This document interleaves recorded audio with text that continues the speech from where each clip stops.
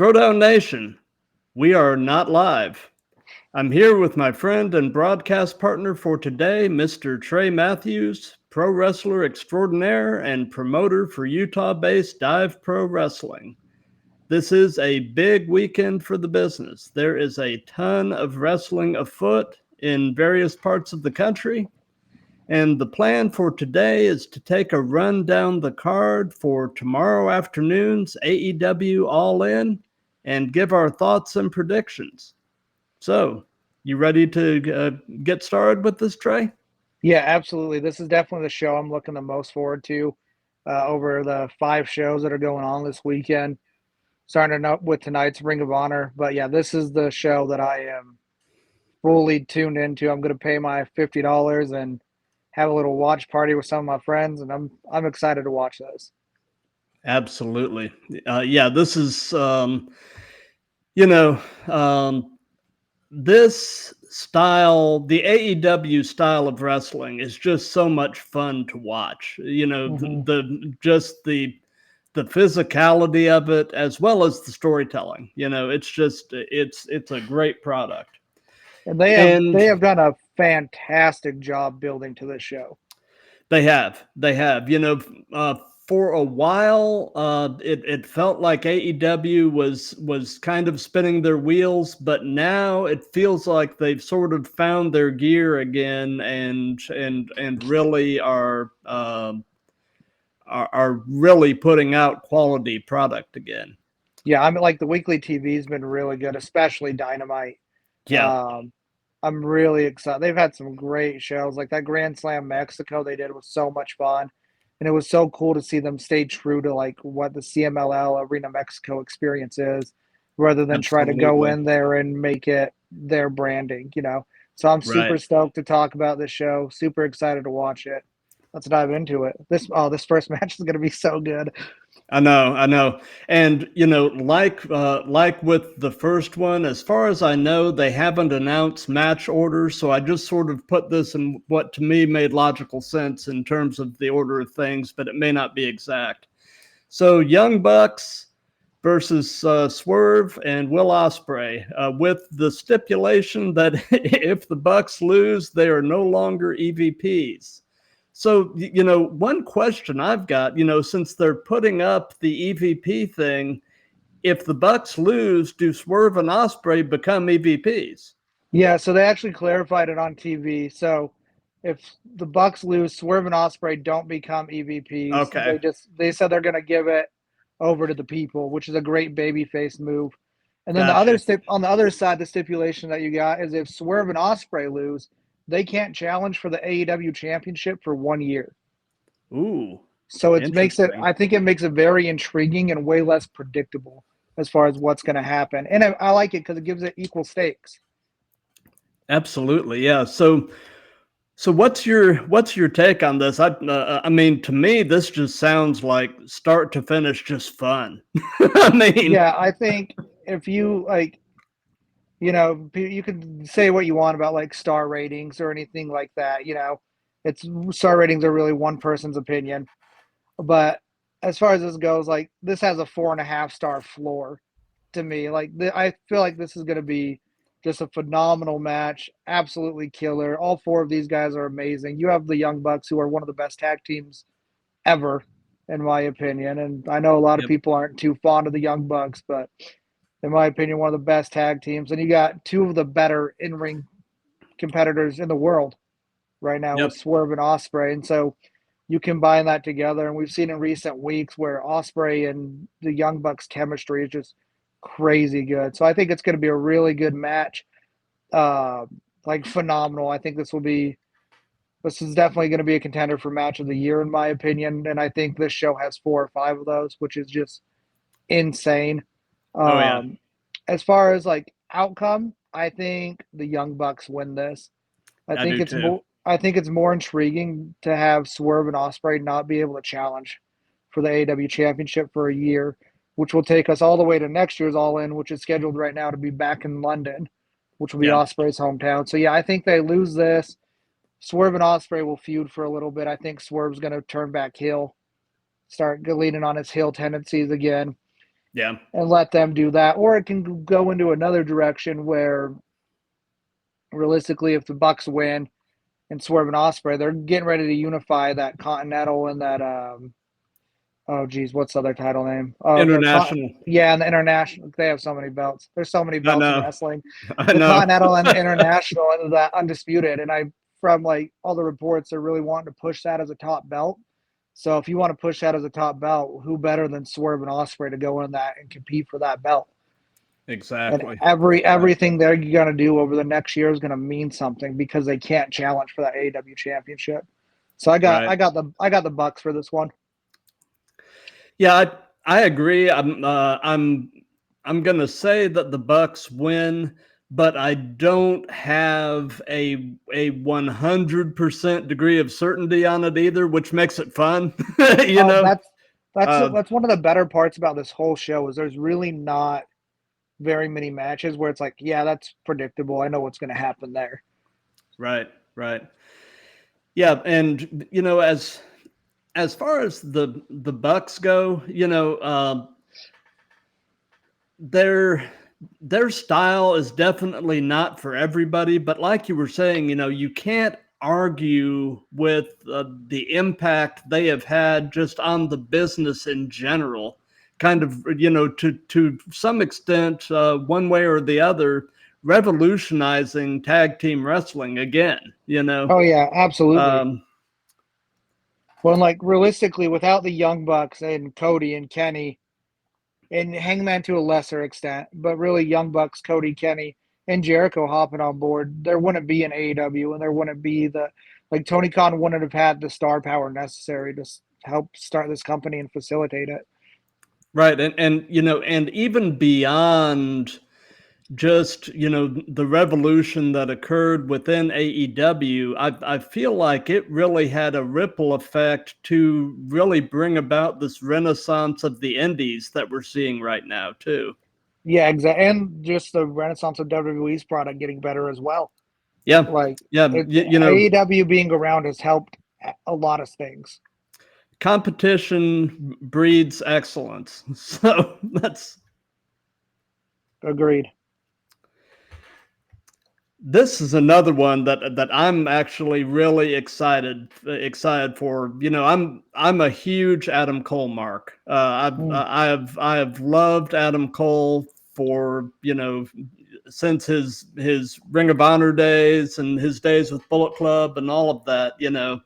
And I'm glad to see him being on a finally, hopefully, knock on wood, a healthy string, because he's had a hard go of it these last few years with the concussion and then the ankle injury right after Yeah, that. for sure. That being said, I mean, this is for the TNT Championship, and I mean, the powers that be at AEW appear to be giving Kyle Fletcher a nice push, and deservedly so. The guy is loaded with talent and great worker, great performer. And in my opinion, he's going to get the win and the belt to continue with all of that. But I think this is going to be an entertaining match. I think we'll see both guys get their stuff in, and so I mean, I'm looking forward to this one. What say you? Yeah, I like Adam Cole. I feel like he hasn't really had it that like he hasn't really been the same Adam Cole that he was pre-injury. No, Um, so like I agree with you that Fletcher's gonna win this match. So my take on this is gonna be a long show. There's a lot of matches. There's matches that are gonna have a lot of time given to them. So if I like what I kind of want to see in this is I honestly want to see Fletcher just absolutely destroy Cole. If we're gonna put this belt on Fletcher and give him this big push, let's do it properly. I'd say have him absolutely just murder Cole in like 5 minutes, almost like Goldberg esque, just destroy the man. Because physically next to each other, Fletcher is so much bigger than Cole, and we've seen him have matches, and they've been good matches, and they've had a lot of time. So I'm very interested to see what they do on this. But I think like something that's just a little more shocking with Fletcher just dominating here and getting this done in sub 5 minutes would be a breath of fresh air to the card where everything else I feel like is going to get time and go pretty long. Yeah. That's a good point. I'd forgotten, how long AEW shows tend to go, Mm-hmm. and you've got to, make some cuts somewhere in terms of match time and everything. So yeah, this probably would be a good one to do that with. And as far as this review and predictions, I'm not even including the those two gauntlet matches because all of the participants, as far as I know, haven't even been announced. So I'm not Oh even yeah, gonna try to do those because but that's that's there's that's the funnest thing about those gauntlet matches and I just love the AEW Casino Gauntlet formula. It's so oh yeah, exciting. It's oh it so much is, fun. You don't know who's going to be in it or what they're going to do. Just right, speaking on it for real quick for a second, like MJF and Mark Briscoe have done such a good job building up their like being 1 and 2 on the gauntlet. And oh then yeah. you add Mystico into that, who has a lot of issues with MJF. So that's going to be super exciting. Um, who do you think's going to win it though? Just as like a quick little side note, Hmm.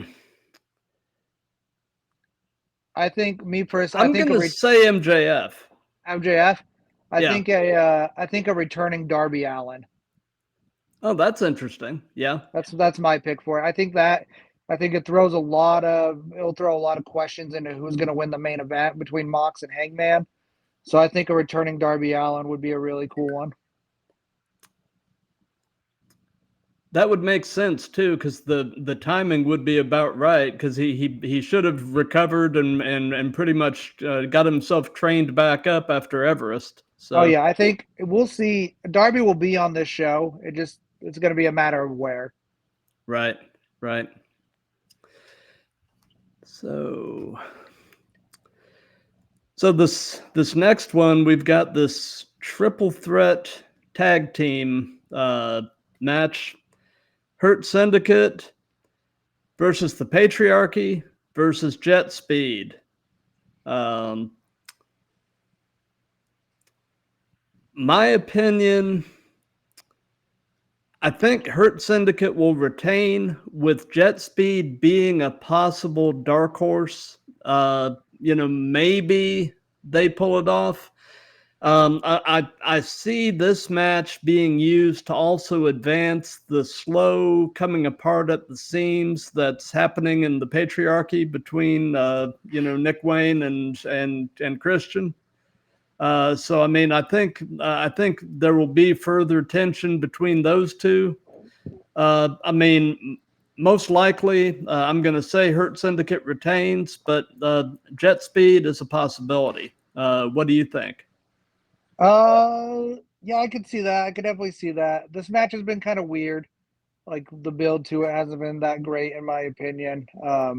Really just a Hurt Syndicate kicking Jet Speed's ass for 4 weeks Yeah, until last Wednesday. It seemed like Jet Speed and Patriarchy got a little bit of revenge on that. I am kind of in the opposite boat as you. I see this as the opportunity to let the Patriarchy and Christian Cage, more importantly, sneak his way into another championship. hmm. So I think Patriarchy is going to win this, and they're going to go down as the first father son tag team champions in AEW history.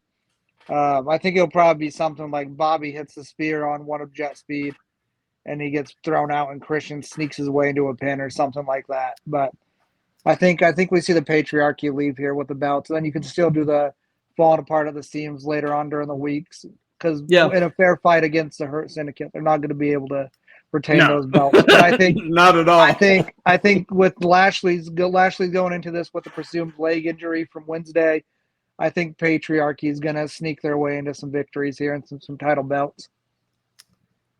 Interesting. I could definitely see that. That's the fun part of this, man. Just seeing how it's going to unfold and trying to predict what the booker's going to do. Oh yeah.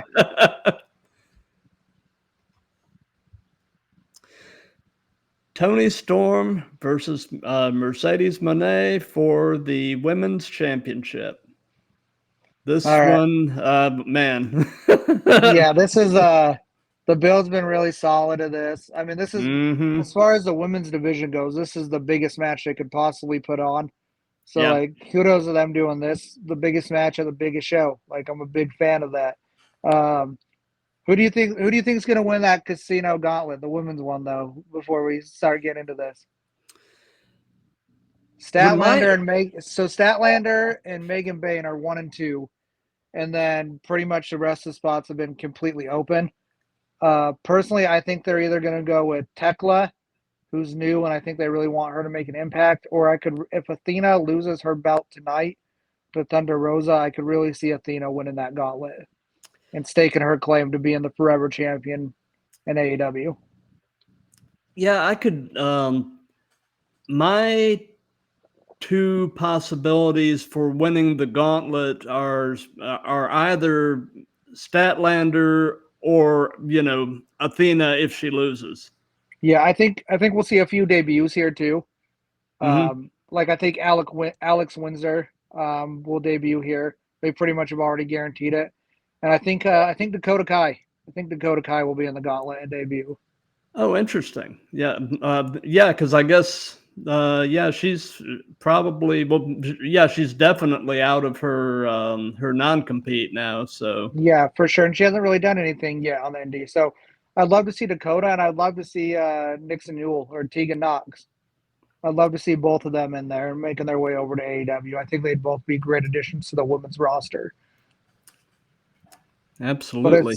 as far as this match goes, man, this is about as pick 'em as you get. I know. I know. Um, I mean, I'm saying Tony Storm retains, but I have an extremely low percentage of certainty.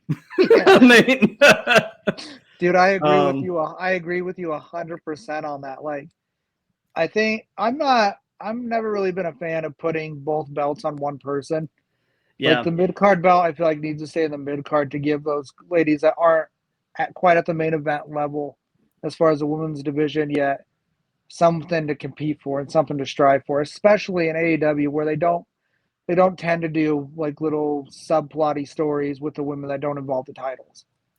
right. So I would really like to see Tony Storm retain here. I just think it's better for the division. I think it's better for AEW. And for me, this is going to be the start of like Mercedes Moné just falling apart and losing Yeah, all. I think she loses all her other belts and she's just left clinging on to that TBS championship. yeah. I think what you're saying has a ton of merit. Sort of see the decline and the dissolution of the female version of the belt collector. You Yeah, know, because like what happens when you lose one? You know what I mean? yeah, You're gonna like she lost her New Japan Strong Women's title, but then she won like two other belts right away. You know, right, so it's right. like I want to see what happens when she loses a match in AEW that really matters. What does that do to her head and the character's head when you lose that first match in AEW? Because she's still undefeated. Right, right.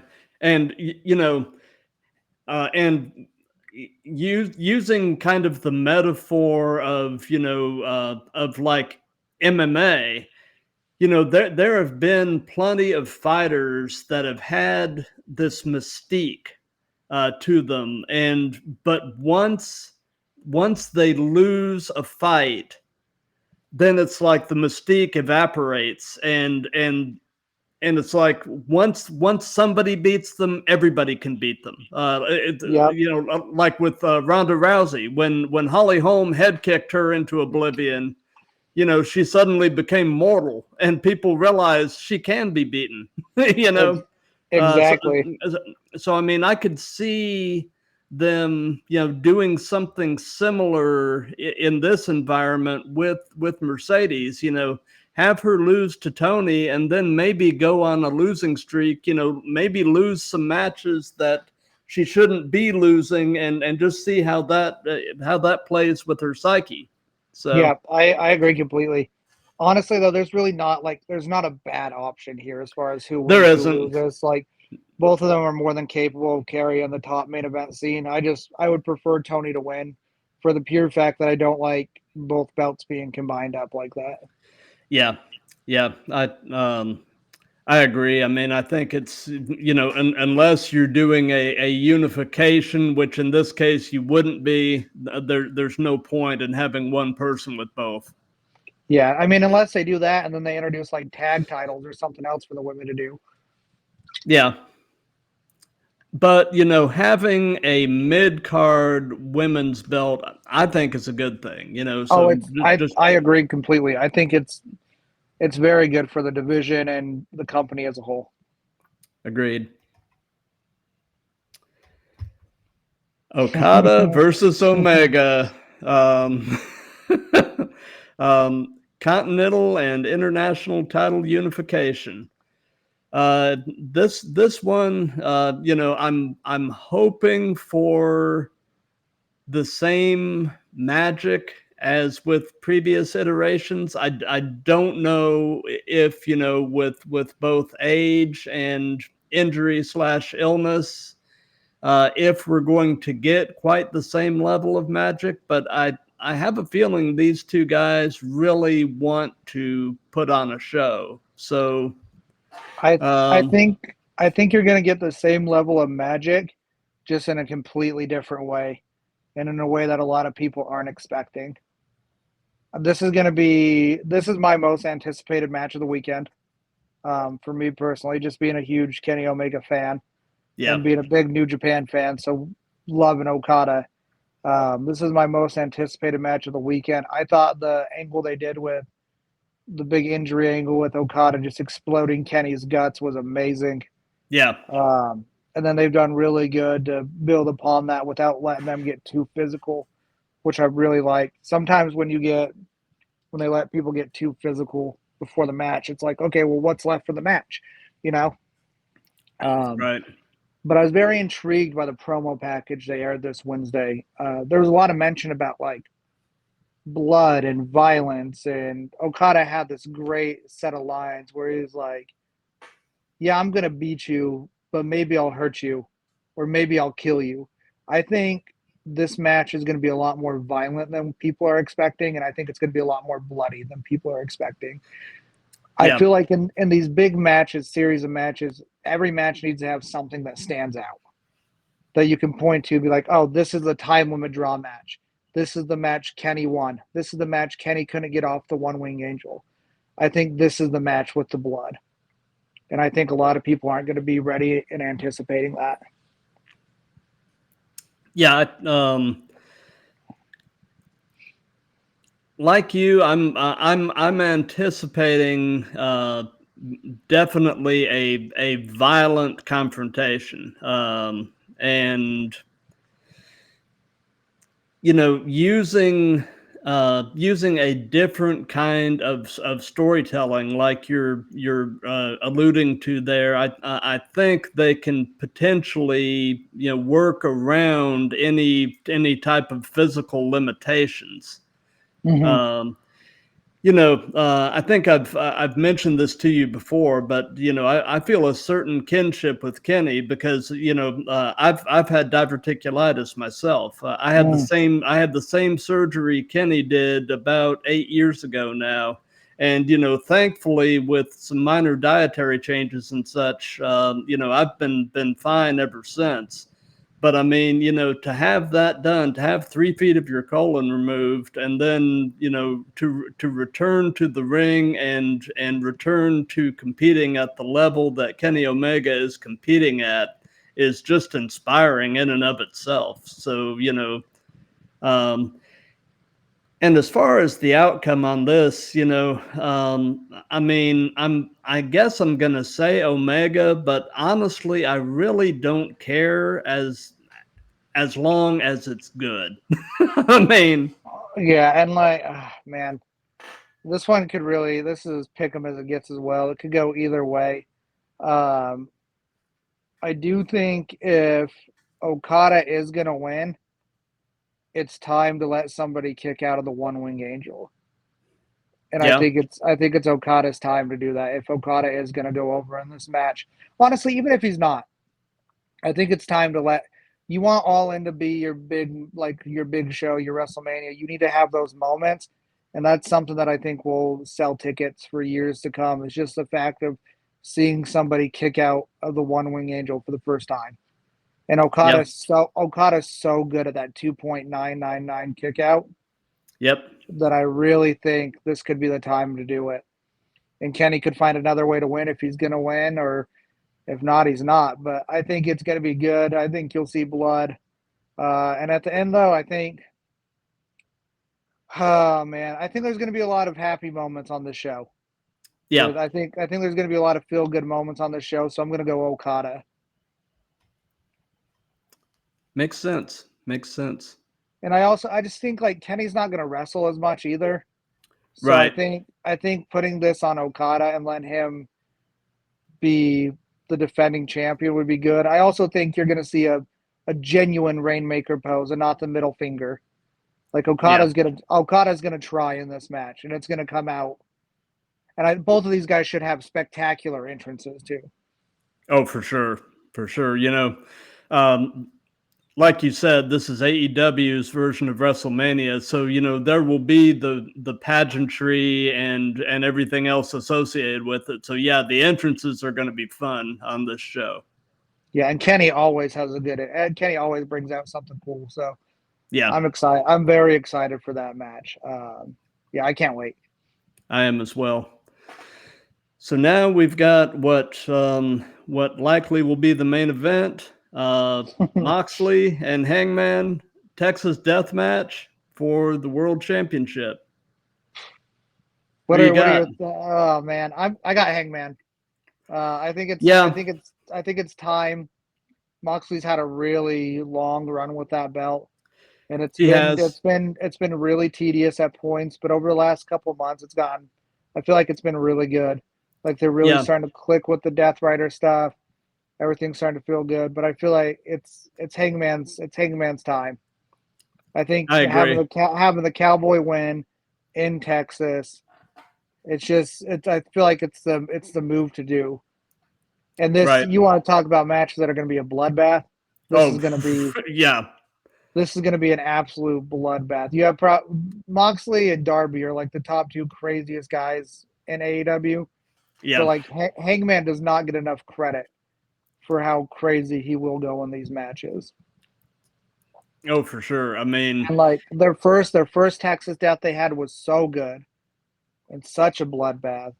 And I think they're going to try to outdo what they did in that first one. What I'm kind of hoping there's not a bunch of like run-ins and stuff like that. Yeah, like I would. Go ahead. Go ahead. No, you go ahead. Okay, like the Death Riders are going to run in and stuff like that, but I'm really just hoping I hope you don't see like an Ospreay swerve this, and then Hangman wins. Because like when WWE did that at WrestleMania with Cody, like yeah, it was cool, but I felt like a lot of it took away from Cody's moment. It did. And I feel like this Hangman's been trying to get this belt for a long time, and he's gone through such a long, big personal journey to get back to this point that I feel like it's his time. If there is going to be a run-in, I think Death Riders are in the ring, lights go out, and like AEW's defender, which is Sting, is who shows up. And could be where you see Sting and Darby show up, and they clear out the Death Riders, and that's it. Oh, that's interesting. I hadn't even thought about a Sting cameo. That's interesting. I just feel like he's like Sting's kind of the purveyor of what's good. You know what I mean? Yeah. So sort of the guardian angel for AEW. Exactly. So if the lights go out and Sting and Darby are rappelling from the ceiling, and they beat off the rest of the Death Riders, and then Mox and Page go another 5-ish minutes after that, leading to Page's win. Fantastic. Yeah. And with the with All In being in Texas this year, ending the show with a Texas death match is just very cool. I mean, yeah, very, very cool, very appropriate. AEW has made the stipulation mean so much. Yeah. Like when you hear Texas death, when you see Texas death, you know that this match is going to be crazy violent. And Page is kind of the king of the Texas death in AEW. Yeah. And Moxley's just a deathmatch legend in himself. So I'm so intrigued and excited to see how far they go with this match. Right, because like you were saying, there is very little that I feel like either of those guys wouldn't do. I mean, Yeah, we've seen Mox get suplexed onto a bed of nails, a board of nails, yeah. and Oh, that was ugly. I mean, oh, it was yeah, that was rough. That was rough. And we've seen Hangman get dropped onto cinder blocks and drink Swerve Strickland's blood, and yeah, and have a needle shoved through his cheek. yeah, I fully expect this match to be bloody. I fully expect it to be absolutely insane, and I'm really hoping for a Hangman win. I think if Yeah, Hangman doesn't, I feel like if Hangman doesn't win, it's going to kill a lot of the positive momentum that AEW has going right now. I agree. I mean, like you were saying, the Death Rider thing has improved, but there was, before the improvement with it, there became such Death Rider fatigue that Mm-hmm. I think has still lingered to some extent. That I feel like, if the decision is made to put Moxley over at this point again, I don't know how well it would be received. Yeah, I agree completely. I also want to be, if they are going to do a bunch of run-ins, I wouldn't be surprised to see Bryan Danielson here. Yeah, Um, Moxley's the one that took him out, so I yeah, really wouldn't be surprised to see him there. But I really hope, even if they do a bunch of run-ins, I hope they let Hangman have his moment I where agree. everybody knows that, like, okay, this is his time. The I first agree. time, and you could see a very similar situation like the first time he won the belt from Kenny. First time he won the championship from Omega, the Young Bucks came down, who he was kind of feuding with, and Matt Jackson just gave him that little nod, before he did the buckshot lariat. I think you Yep. could see a very similar thing with Swerve, putting Yep. their past behind them, Absolutely. Absolutely. especially if Swerve can't challenge for the belt for a year. Yep. But yeah, so kind of like what we did with the NXT show. What are you feeling 1 through 10 on this one? I'm actually probably an 8. Yeah, I think 8. I'm sitting around at 9.5. Like, I am very excited for this show. Honestly, if it wasn't my wife's birthday this weekend, I'd be going down to Texas to watch it live. Gotcha. Well, happy birthday to your wife. Oh yeah, I'll let her know.